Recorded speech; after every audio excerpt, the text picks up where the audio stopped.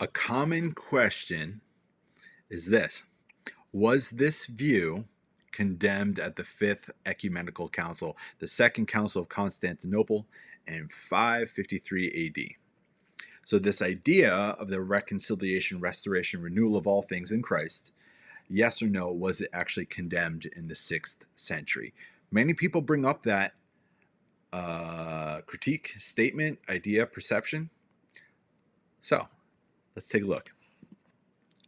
What happened at that council? It was a gathering of figures from the church in the time, and it was prior to the split of Eastern and Western Christianity in 1054, which was roughly 500 years later. This is when there was still a unified whole between the East and the West, you could say. Okay? But at this council, the Roman Emperor Justinian, who helped to build the Hagia Sophia, wrote to the attendees of the council advising them to condemn Origen, who was a major proponent of this view that God was going to reconcile, restore, renew all people and all things.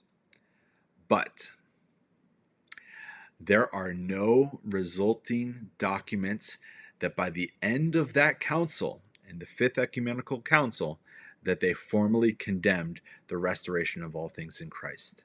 They didn't. There's no record of it. So he sent a letter, but there's no statement or proof that they actually thought, like, okay, the Roman emperor knows what he's talking about. It's almost like allowing a president to name the theology for the bishops and the theologians. I mean, that's a very, very loose statement, but, you know. There is no record in the Latin text that the anathemas that Origen's view was out, that Justinian wanted discussed, were ever discussed, let alone agreed upon. There's something unique. What's going on there, right? So some further questions about all of this. Regardless of what other later centuries debated, apokatastasis is in there. It's in the text itself and from the mouths of Jesus, Peter, and Paul. So after that council, there was debate, and it's even been debated since.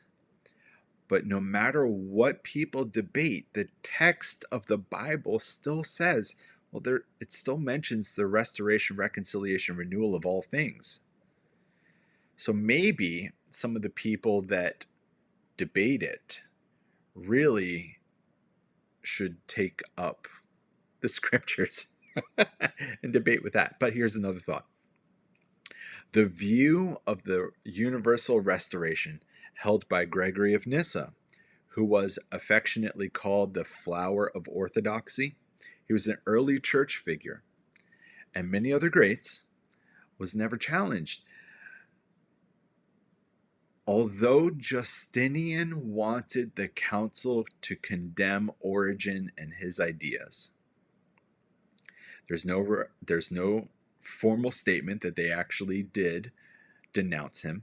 But then also, there are major figures throughout church history that were never called heretics for holding this view of the universal restoration, reconciliation, renewal of all things. So even though there's debate around this Fifth Ecumenical Council, we've got to reckon with the fact that the early church knew that there were many other people, not just Origen, who held this view, and never were any of those figures considered outside of Christian orthodoxy. And again, Gregory of Nyssa, 500-600s, he was never called as the outside of orthodoxy, but instead was called the full blossoming of it. And this was his view, that yes, in Christ was the universal reconciliation, restoration, and renewal of all things. So, was this view condemned at the Fifth Ecumenical Council, the Second Council of Constantinople in 553 AD? There's some strange things going on, because it seems as though it wasn't actually condemned at that council.